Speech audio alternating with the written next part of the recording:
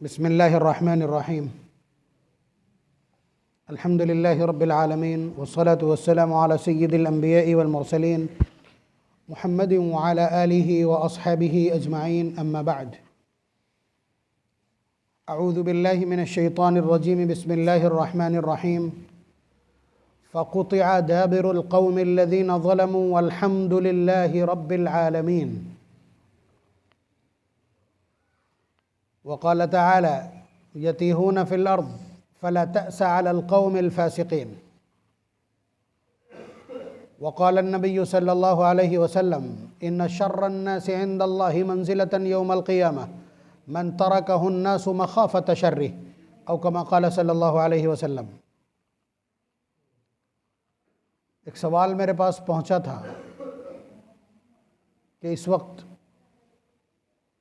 एक जगह आग लगी हुई है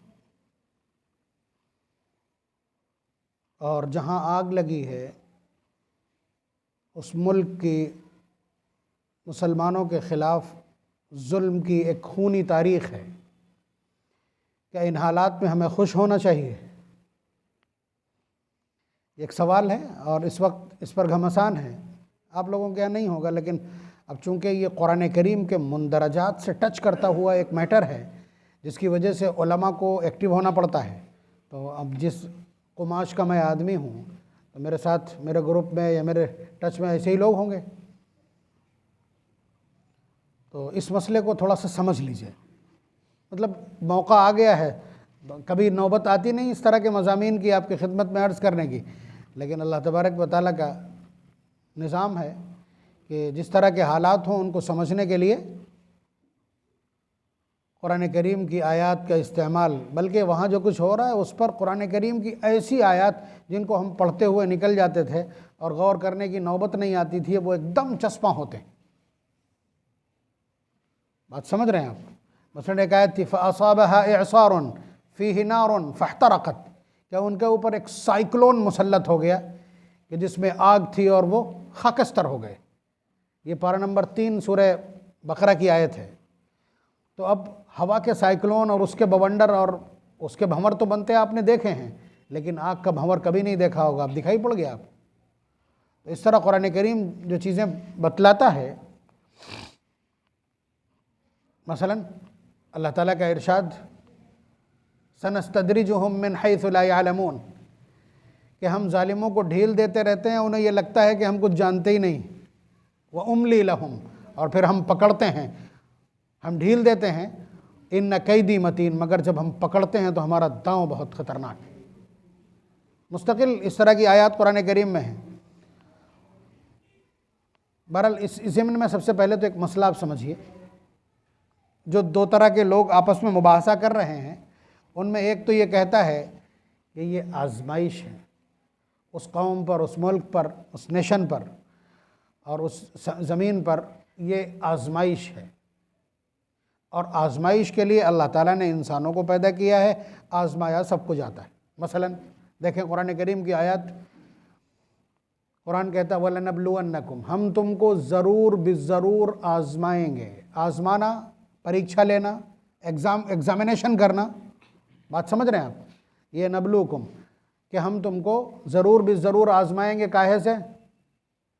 मिनल खौफ, कभी तुम्हारे ऊपर खौफ मुसल्लत कर देंगे, जैसे इस वक्त हिंदुस्तानी मिल्लत के ऊपर आया हुआ है। वलजू, और कभी भूख में मुब्तला करके, जिस तरह इस वक्त फ़लस्तीन के बच्चों के ऊपर है। तो ये अल्लाह तबारक व तआला के जो आजमाइश या इम्तिहान के जो सवालात हैं, उन सवालात को कुरान ने पहले ही पुटअप किया हुआ है। पारा नंबर 2 रुकू नंबर 2। तो कभी खौफ से और कभी भूख से। वनक़्सिम मिनल अम्वाल, और कभी तुम्हारे माल में कमी पैदा करके, इससे भी आप जूझ रहे हैं, सारा कारोबारी तबका हमारा जूझ रहा है इससे। वल अनफुस, और कभी अफराद की कमी से, यानी लोगों का इंतकाल। अफराद की कमी की अगर बात करें और उसको हम समझाने पे आएँ तो कितने जोड़े ऐसे हैं जो बाट जो रहे हैं कि 2 से 3 हो जाएं। तो ये अफराद की कमी है। वनक़्सिम मिनल अम्वाली वल अनफुस वस्समरात, और कभी फलों में कमी कर देते हैं। अब देखिए कभी कभी सीज़न एकदम खाली हो जाता है। पिछली मरतबा आपको संतरा दिखा ही नहीं, तो कभी भी किसी भी फल में वो कमी कर सकते हैं। वबश्शिर साबिरीन, इस तरह की आजमाइशें हम तुम पर डालेंगे और ऐसे हालात में उन लोगों को खुशखबरी दे दीजिए। हुजूर से कहा जा रहा है उन लोगों को ये खुशखबरी पहुंचा दीजिए जो लोग सब्र करने वाले हैं। और सब्र करने वालों की पहचान क्या है? सब्र करने वालों की पहचान क्या है? देखिए, आदमी कहते सब हैं सब्र करने को। किसी की दुकान में आग लग जाए, किसी के यहाँ कोई फौत हो जाए और किसी का कोई नुकसान हो जाए, किसी का रिश्ता टूट जाए और किसी का बेटा गुम हो जाए, डूब जाए, आग लग जाए, कुछ हो, तो हर आदमी खूब रो पीट के और सब कुछ करके जो कुछ वो कर सकता है, सब कुछ करने के बाद कहता है कि हम सब्र करेंगे। ये सब्र नहीं है, ये सब्र नहीं है। कुरान कहता है वबश्शिर साबिरीन, आप सब्र करने वालों को खुशखबरी दे दीजिए। आदमी चुप बैठ रहने को सब्र समझता है, जबकि ये सब्र नहीं। चुप नहीं बैठेगा तो क्या अल्लाह के खिलाफ कहीं रिट दायर करेगा? अल्लाह के खिलाफ किसी अदालत में जाकर के इस्तिगासा दायर करेगा? कौन सी है वो अदालत? तो खामोश रहने को सब्र समझता हो, ये गलती है। अल्लदीना इज़ा असाबतहुम मुसीबा, ये सब्र करने वाले वो लोग कहलाते हैं कि जिन पर जैसे ही मुसीबत आती है तो उनके मुंह से क्या निकलता है? कालू, वो पुकार उठते हैं इन्ना लिल्लाहि व इन्ना इलैहि राजिऊन, कि अरे सामान ही तो चला गया, हम तो खुद अल्लाह के हैं और हमें खुद अल्लाह ताला के पास पलट के जाना है। ये एहसास, देखिए बहुत ध्यान रखिएगा, ये आयत बहुत बड़ा फैक्टर है। अभी क्या मजमून पूरा ऊपर से गुजरा दोनों आयत का कि अल्लाह तबारक व ताला इंसानों को ज़रूर भी ज़रूर आजमाएंगे और मुख्तलिफ़ चीज़ों में आजमाएंगे। कुछ चीज़ें जिक्र कर दी, इसके अलावा भी हो सकती। तो इन आजमाइशों में क्या करना है? कुछ तो ऐसे हैं जो हाय वावेला करने लगेंगे, कुछ ऐसे हैं जो तावीज़ की तरफ चले जाएंगे, कुछ ऐसे हैं जो टोने टोट के, और कुछ ऐसे हैं जो इधर उधर असबाब की तलाश और जुस्तजू में निकल जाएंगे। बस यही देखना होता है कि मुसीबत आई, मुसीबत डालते क्यों है अल्लाह तबारक व तआला? उन्हें क्या मज़ा आता है? आप बतलाइए कि अल्लाह तबारक व तआला को तड़पते हुए और आहें और सिसकियाँ भरते हुए इंसानों को देख करके अच्छा लगता है? नहीं। अल्लाह ताला का इरशाद देखें, दो टोक फरमाते हैं मा यफ़अलुल्लाहु बिअज़ाबिकुम, कि अल्लाह तबारक व तआला तुमको सज़ा दे के क्या करेंगे।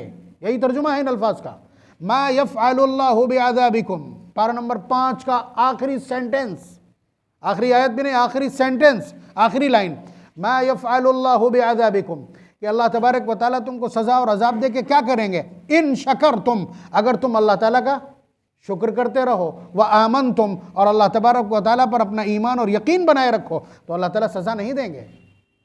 इसको भी मिलाइए और इस आयत को भी मिलाइए। मतलब ये है कि जब आपके ऊपर कोई मुसीबत, कोई आजमाइश, कोई परेशानी आए तो आपको क्या करना है? रिसोर्सेज में उलझ जाना है, लोगों को पुकारना है, तेरी मेरी खुशामद करना है, ये मैटर है सबसे बड़ा। तो अल्लाह ताला बता रहे हैं कि आजमाएंगे तो हम, ऐसी आजमाइशों में आप खुशखबरी दे दीजिए सब्र करने वालों को, यानी उन्हें खुशखबरी दे दीजिए कि उनकी आकिबत अच्छी है। और सब्र करने वाले कौन लोग हैं? वो लोग हैं कि जैसे ही उन पर कोई मुसीबत आती है तो सबसे पहले उनके मुंह से निकलता है ये मुसीबत क्या है, ये अल्लाह ताला की तरफ से है, और जो कुछ अल्लाह ताला ने ले लिया वो भी उन्हीं का था, और व इन्ना इलैहि राजिऊन, और हम सबको उन्हीं की तरफ लौट के जाना है। ये जो कनेक्शन है, ये कनेक्शन है, इससे आपको अवेयर रहना है। और उसके अलावा ये कि ये कनेक्शन और ये राब्ता हमेशा आपका जिंदा और अलाइव रहना चाहिए। बात समझ लीजिएगा, मैं आपकी खिदमत में जो कुछ जिक्र करने जा रहा हूं वो क्या है? अजाब और आजमाइश में फ़र्क क्या है? बहुत मतलब सीक्रेट पॉइंट है, या बहुत थिन लाइन है जिसको हाईलाइट करने जा रहा हूं मैं, कि भाई किसी का कोई फौत हो गया, हमारा कुछ हो जाता है, हम कहते हैं आजमाइश है, और किसी दुश्मन पर, किसी जालिम पर ऐसा होता है तो हम कहते हैं पकड़ है। आसानी से हम कह देते हैं। इसके बीच का फ़र्क क्या है? कैसे तय करेंगे इसको? कैसे जानेंगे, कैसे वेरीफाई करेंगे, और कैसे जस्टिफाई या क्लासिफाई करेंगे आप कि ये अजाब है और ये सज़ा है, ये सज़ा है और ये आजमाइश है? इसलिए कि आजमाइश इबादत भी होती है। आजमाइश तो इबादत की कैटेगरी की चीज़ है। आजमाइश तो एक पॉजिटिव मैटर है, पॉजिटिव अप्रोच है। कैसे? आजमाइश, बला, ये सब अरबी के लफ्ज़ हैं। सबसे ज़्यादा बलाएं किस पर आती हैं? सबसे ज़्यादा आजमाइश किसकी होती है? आप बताइए। मेरे मुंह से कम 100 से ज़्यादा मरतबा आप ये रिवायत सुन चुके होंगे जो मैं इस सिलसिले में आपकी खिदमत में जिक्र करता हूँ। हुज़ूर ने फरमाया अशद्दु बलाअन अल अंबिया सुम्मल अमसल फल अमसल, सबसे ज़्यादा बलाएं, बला मीन्स आजमाइश, एग्जामिनेशन, बला यबलू बलाअन के माना आजमाइश करना, जांच पड़ताल करना, परखना। तो हुजूर फरमा रहे हैं कि सबसे ज़्यादा आजमाइश और सबसे ज़्यादा मुसीबतें और सबसे ख़तरनाक परीक्षा अंबिया अलैहिस्सलाम की ली जाती है। बात समझ रहे हैं? तो आप क्या इसको नेगेटिव कह सकते हैं? आजमाइश को भला आप नेगेटिव अप्रोच कह सकते हैं? कभी भी नहीं, ये पॉजिटिव है। उसके अलावा ये तो होगी टोटल अंबिया की, एक कॉमन सेंस की बात उस कैटेगरी की।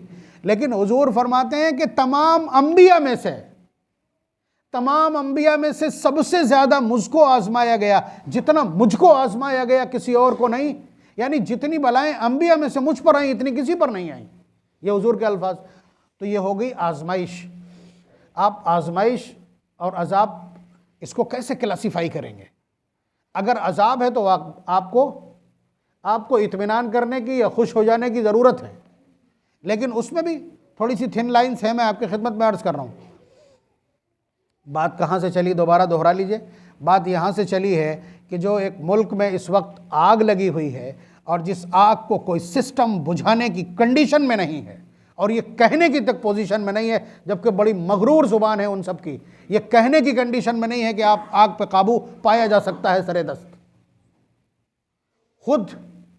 खुद और आसपास के दो मुल्क मिल करके उस आग को बुझाने में अपना पूरा सिस्टम झोंक रहे हैं। यहाँ तक कि कैदियों से कह दिया गया है कि तुम आग बुझाने में मदद करो, लेबर नहीं है, तो उनके हर दिन के मुकाबले में 2 दिन घटा दिए जाएंगे सज़ा के, और कुछ डॉलर्स भी दिए जाएंगे, यानी सज़ा भी कम की जाएगी और अर्निंग भी होगी। ये भी अनाउंस है। तो आप अंदाज़ा लगाइए कि अगर वो अजाब है तो बेशक आप खुश हो सकते हैं, और अगर वो आजमाइश है तो खामोश रहना आप कैसे अंदाज़ा लगाएंगे? अभी मैंने बतलाया कि आजमाइश अच्छी चीज़ है और आजमाइश बहरहाल होना है। बल्कि अल्लाह तबारक व तआला का इरशाद पारा नंबर 29 सूरह मुल्क की आयत, अल्लज़ी खलक़ल मौत वल हयात लियब्लुवकुम अय्युकुम अहसनु अमला। अल्लाह ने मौत और ज़िंदगी को तख्लीक ही इसलिए किया है, पैदा ही इसलिए किया है ताकि वो तुम्हारी अच्छी तरह आजमाइश कर लें कि तुम में से अमल करने का, बंदगी करने का अंदाज़ किसका अच्छा है। यानी ये ज़िंदगी आजमाने के लिए दी है। दूसरी जगह फरमाया वनबलूकुम बिश्शर्रि वल खैरि फितना, कि हम तुम्हें भलाई और बुराई से फितने में मुब्तला करके आजमाएंगे, देखेंगे साबित कदम रहते हो या नहीं। बात समझ रहे हैं? इसी तरह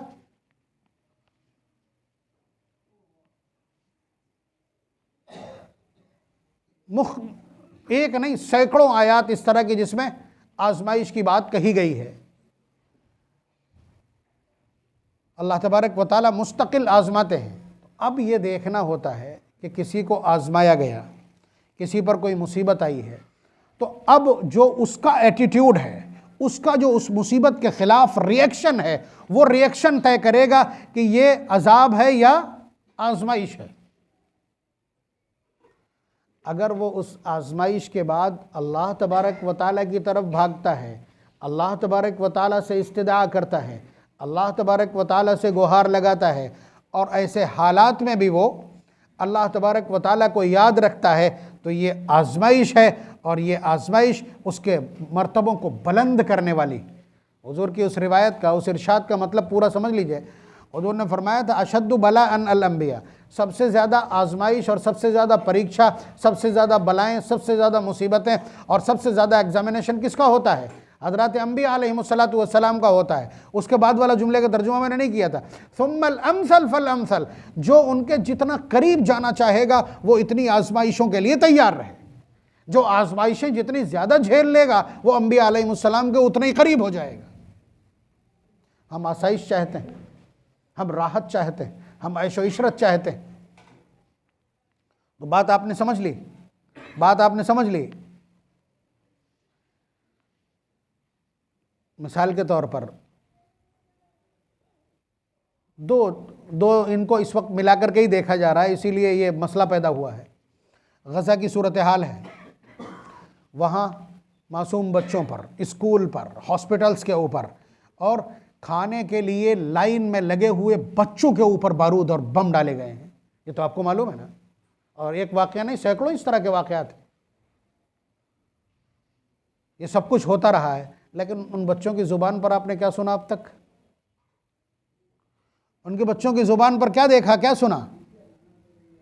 क्या उन्हें अल्लाह अकबर कहते नहीं देखा? अभी कल आपने जो वीडियो देखा होगा कि ये सीज़ फायर के मुआहदे पर जो दस्तखत किए गए हैं, उसके बाद बच्चे क्या कर रहे हैं? सजदे कर रहे हैं कि नहीं? इतने इतने बड़े बच्चे वो खुशी मना रहे हैं तो खुशी में खटाखट सजदे कर रहे हैं। छोड़ दीजिए, ये तो बच्चों की बात है। मैं बतला रहा हूँ, अभी इसी मुल्क का सबसे मुक़्तदर लीडर उनका, जिसे ईरान में शहीद किया गया था, इसी बकरीद में, बकरीद के दिन या ईद के दिन जब वो शख्स दोहा में मौजूद था, तो उनको ख़बर दी जाती है, उस शख्स को ख़बर दी जाती है कि आपके 3 बेटों को शहीद कर दिया गया है। ये मंज़र देखा था किसी ने? आपने देखा होगा कि उस शख्स को दोहा में मौजूद यहाँ से कोई वीडियो कॉल करता है और दिखाया जाता है। उनके साथ में जो उनका सिक्योरिटी गार्ड है, वो उनको मोबाइल पर दिखाता है कि आपके 3 बेटों को शहीद कर दिया गया। देखिए, ये इससे बड़ी मुसीबत किसी पर आ सकती है क्या? आप अंदाज़ा लगाइए, इससे बड़ी मुसीबत, इससे बड़ी परीक्षा, इससे बड़ी आजमाइश और इससे बड़ा एग्जामिनेशन आप किसी को कह सकते हैं? जिसके 3 मुजाहिद जवान बेटे मार दिए जाएं, फिर उसके बाद उसको दिखाया जाए तो क्या कहा था? उस शख्स के अल्फाज क्या थे? अल्लाहुम्मा तक़ब्बलहु मिन्ना, अल्लाह ये कुर्बानियाँ हैं, इनको हमारी तरफ से कबूल फरमा लीजिएगा। इस एक जुमले के सिवा कोई दूसरा जुमला नहीं है उस शख्स का, पूरा वो मौजूद है। ये तय करता है कि अजाब क्या है और आजमाइश क्या है। जिस वक्त आप पर आजमाइश आती है, जिस वक्त आपके ऊपर कोई घटना घटती है, कोई आपदा होती है और कोई मुसीबत आती है, कोई हादसा गुजरता है आपके ऊपर, उस वक्त आपका एटीट्यूड और रिएक्शन क्या है, ये तय करेगा कि आने वाली मुसीबत सज़ा थी या आजमाइश थी, अजाब था या आजमाइश थी। मैं अजाब और आजमाइश के बीच का फ़र्क आपकी खिदमत में अर्ज़ कर रहा हूँ। तो इसमें बहुत बारीक बारीक थोड़े से और फ़र्क हैं। मसलन किसी शख्स को, मसलन किसी का बेटा फौत हो जाता है। आप जानते हैं मौत और ज़िंदगी का फ़ैसला कौन करता है? अल्लाह तबारक व तआला, और इसमें किसी को कोई दखल नहीं। हमको बहुत तकलीफ़ होती है, जो तकलीफ़ असहनीय होती है, बर्दाश्त नहीं होती, कोई उसका मुतबादिल नहीं, कुछ कर नहीं सकते। इसलिए 2 ही काम है, या तो हाय वावेला करके खामोश हो जाएं, या फ़ौरन सब्र करके और अल्लाह तबारक व तआला को राज़ी कर लें और कुछ अर्जित कर लें। तो यही है कि मुसीबतें सब पर आती हैं। अगर वो मुसीबत के मुकाबिल असबाब को तलाश करे, रिसोर्सेस को तलाश करे और उसके ख़िलाफ़ हालात बनाने की कोशिश करे, लोगों को गुहार लगाए, लोगों की बारगाह में जाकर के रोए, तावीज़ वालों के पास जाकर के रोए, घंटे हिलाए जाकर के, यहाँ वहाँ जंगलों में पन्नियाँ बांधे, अल्लाह के अलावा दूसरों की तलाश और जस्तजू में रहे, तो फिर ये वाकई अजाब है जो उस पर आया है। और अगर मुसीबत के बाद वो बरह रास्त अपने पालनहार को पुकारता है कि मौला आप जिस हाल में रखें मैं राज़ी हूँ, मैं कर भी क्या सकता हूँ, मैं आपकी मिल्कियत हूँ, आप मेरे मालिक हैं, ये कह कर के सरेंडर करता है। और फिर उसके बाद कहता है कि मौला तकलीफ़ बहुत है, इस दिल को सुकून भी तो इनायत कर दीजिए। ये भी बात करने का तरीक़ा है और वो भी एक तरीक़ा है। अगर बात इस तरह करता है तो ये मोमिन खालिस है और ये आजमाइश उसे बुलंद परवाज़ देगी। और अगर वो असबाब की तरफ भागता है तो फिर पकड़ा जाएगा, तो फिर ये अजाब है और अजाब पर खुश होने का आपको इख्तियार है। बात समझ रहे हैं आप? मैं कहाँ से चला था? मैं चला था यहाँ से कि जो आग लगी है, क्या वो अजाब है? अगर अजाब है तो उस पर खुश हुआ जा सकता है, और अगर वो आजमाइश है तो खामोशी बेहतर है। अब वहाँ क्या देखेंगे आप? वहाँ क्या देखेंगे? वहाँ तो ये अल्लाह मौजूद ही नहीं। भाई वो खुद अपने आप को खुदा कहता है, वो खुद अपने आप को माबूद कहता है, और वो खुद अपनी ताकत पर नाज़ा है, और उसे ये एहसास ख़त्म हो चुका उसका कि उसके ख़िलाफ़ भी कोई एक्शन ले सकता है। इसलिए कि इस धरती के ऊपर जहां कहीं भी खून होता है, जहां कहीं बारूद होता है, जहां कहीं जेनोसाइड होता है और जहां कहीं सरहद पर खून खराबा होता है, सबका जिम्मेदार और सब में हिस्सेदार वो। बल्कि वो चाहता है कि ज़मीन के हर हिस्से पर इस तरह की खूरेज जंगें छिड़ी रहें, ताकि उसका जो कारोबार है, उसका जो बारूद का कारोबार है और उसका जो हथियारों का ये कारोबार है, उसका जो ये खूनी खेल है, ये जारी रहे। बात समझ रहे हैं आप? अब इस सूरत हाल में, हालत जंग में जो ममालिक होते हैं उनकी मईशत और इकोनॉमी नीचे आ जाती है, वो मकरूज़ हो जाते हैं और वो मुसलसल उस कर्ज़ को बढ़ाता है। और जो आदमी मकरूज़ हो वो कभी सर उठा के बात नहीं कर पाता है, वो कभी कंधे और शोल्डर उठा करके बात नहीं कर पाएगा। तो इस तरह दुनिया के ऊपर उसने अपनी बेवजह की दादागिरी और असर, तो इसलिए किसी के ख्याल में भी ये नहीं आता है कि हम इसको चैलेंज कर सकते हैं, हम इसके खिलाफ कोई एक्शन ले सकते हैं। तो वो इस पूरी दुनिया से मामून था कि कोई हमारे खिलाफ कुछ नहीं कर सकता, हमारे खिलाफ कोई कुछ नहीं कर सकता। आप बताइए इससे ज़्यादा जुल्म और बर्बरियत क्या होगी कि कई दिन के भूखे बच्चे, कई दिन के भूखे बच्चे जब खाना लेने के लिए लाइन में लगे हैं, वो खैरात का तकसीम होने वाला खाना लेने के लिए लगे हुए हैं, तो उनके प्यालों में खून आ जाता है, ऊपर से बारूद गिरता है और उसके बाद उनके चीथड़े उड़ जाते हैं। इससे भी बुरा मंजर क्या इंसानियत के लिए कोई आएगा? जिम्मेदार कौन है? वही जिम्मेदार है ना। तो ये अल्लाह तबारक व तआला का एक दस्तूर है। ये नौजवान नस्ल सुन ले जिसका सबसे बड़ा शौक गुंडा बनने का है, गुंडागर्दी करने का शौक इस नौजवान नस्ल का, हर नौजवान चाहता है कि मैं गुंडा बन जाऊं। तो वो सुन ले अच्छी तरह से, अल्लाह तबारक व तआला का एक निज़ाम है, इन्न शर्रन नासि इंदल्लाहि मंज़िलतन यौमल क़ियामह मन तरकहु अन्नासु मख़ाफ़त शर्रिह, कि अल्लाह ताला के नज़दीक सबसे बुरा मैदान महशर में और क़यामत के दिन वो शख्स होगा, सबसे बड़ा सज़ावार, सबसे बड़ा मुजरिम वो होगा जिसे लोगों ने उसकी बदतमीज़ी की वजह से छोड़ रखा हो। बात समझिएगा आप अच्छी तरह से। आज एक नौजवान ये चाहता है कि मैं किसी के भी ख़िलाफ़ जुल्म करूँ, कोई मुझसे मुँह लगने की हिम्मत ना कर सके, कोई मेरे ख़िलाफ़ एक्शन लेने की हिम्मत ना कर सके, कोई मेरे ख़िलाफ़ ज़ुबान ना खोल सके। ये गुंडागर्दी करने का ये एक तरीक़ा है और यही चाहता है हर शख्स। तो वो सुन ले, अल्लाह तबारक व तआला की बारगाह में ये शख्स बदतरीन होगा। वही सूरत हाल। और जो आदमी जुल्म करे और सामने वाला खामोश रह जाए, सामने वाला कोई एक्शन ना ले, जवाब ना दे, तो आपको फ़ौरन अलर्ट मोड पे चला जाना चाहिए। इसलिए कि जुल्म पर सामने वाले का, मजलूम का खामोश रह जाना, इसका मतलब यह है कि दिल से आह निकली है जो अर्श से टकरा जाएगी और फिर कहीं के नहीं रहोगे। और अगर मिसाल देखना हो तो इस टाइम फतेहगढ़ में जिंदा मिसाल मौजूद है कि जिसकी खौफ और जिसका दहशत था, जिसकी दहशत थी, जो बदतमीज़ी के उरूज पर था, आज अगर आपके साथ उसका नाम जुड़ जाए तो घर खुद जाएगा आपका। ये हालात, ये अल्लाह तबारक व तआला का एक्शन प्लान होता है और ये चलता है उनका, और ये वही एक्शन प्लान है। आप बताइए जिनके यहाँ साल में 2-2 मरतबे आग लगती है और उनके पास सारा सिस्टम मौजूद है, जो बच्चों ने कभी नहीं देखा होगा कि पानी पे सरकते हुए पानी भर लिया जाता है हवाई जहाज़ में, वो लाके वहाँ डाल दिया जाता है और तरह तरह के केमिकल हैं जो डाल दिए जाते हैं और आग बुझ जाती है। लेकिन वो खुद ये कहने पर मजबूर हैं कि नहीं, कि ये वो आग नहीं है जिसे हम बुझा लिया करते थे। ये बयान पढ़ा है, नहीं पढ़ा है, सुर्खियाँ हैं अखबारात की कि ये वो आग नहीं है जो किसी चीज़ से बुझाई जा सके, ये वो आग नहीं है जिसे हम बुझा लिया करते थे। अगर ये अल्फाज हैं तो ये अज़ाब इलाही है और अज़ाब इलाही है। और अज़ाब इलाही इसलिए कहा जा सकता है, इसलिए कि जिस दिन इस आग का आगाज़ हुआ है उसी दिन उस मरदूद ने ये कहा था कि हम मशरिक़ वुस्ता को, यानी उस अरबी ब्लॉक को पूरा, जिसे कुरान करीम ने अर्ज़ुल मुक़द्दस कहा है, अर्ज़ुल मुक़द्दसा कहा है, जो अंबिया की सरजमीन है, जहाँ 70,000 अल्लाह ने अंबिया मबूस किए हैं, जिसे कुरान ने कहा अल्लज़ी बारकना हौला, जो मैदान महशर है हमारा, उसको उसने कहा कि हम उसको जहन्नम बना देंगे। उसी तारीख, उसी 7 तारीख की बात है कि 20 तारीख तक अगर वो इस्राएली कैदी नहीं छोड़े गए, यहूदी नहीं छोड़े गए, तो हम उस पूरे खित्ते को जहन्नम बना देंगे। क्या ये अल्फाज पर आया हुआ रिएक्शन नहीं है पालनहार का? क्या कहेगा कोई? तो इसलिए ये अज़ाब इलाही है। और अज़ाब पर खुश होना, जालिमों की दुम कट जाए, जालिम नेस्तो नाबूद हो जाए, उस पर खुश होना, ये कुरान करीम ने इसकी इजाज़त दी है। पारा नंबर 7 सूरह अनाम की आयत, फ़क़ुतिअ दाबिरुल क़ौमिल लज़ीना ज़लमू, अल्लाह ने अल्लाह ने नामो निशान मिटा दिया उस कौम का जिसने जुल्म किया था। फल्हम्दुलिल्लाहि रब्बिल आलमीन, तमाम तारीफ़ें उस पालनहार के लिए जो जहानों को पालने वाला है। यह कुरान करीम की आयत है। अल्लाह तबारक व तआला तालीम दे रहे हैं कि किसी ऐसी जालिम कौम के तहस नहस हो जाने पर अगर तुम हम्द सना करते हो, अल्लाह तबारक व तआला की बारगाह में अपनी सपासो मनकबत या खुशी दर्ज कराते हो, तो यह कुरान करीम का वतीरा है।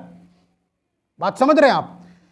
अगर आपको लगे कि आजमाइश है तो खामोशी बेहतर है, और अगर आपको लगे कि अजाब है तो फिर ऐसा किया जा सकता है। कुरान ने कहा फला तअसा अलल कौमिल काफिरीन, इनके मिटने पर आप हरगिज़ अफसोस मत कीजिए।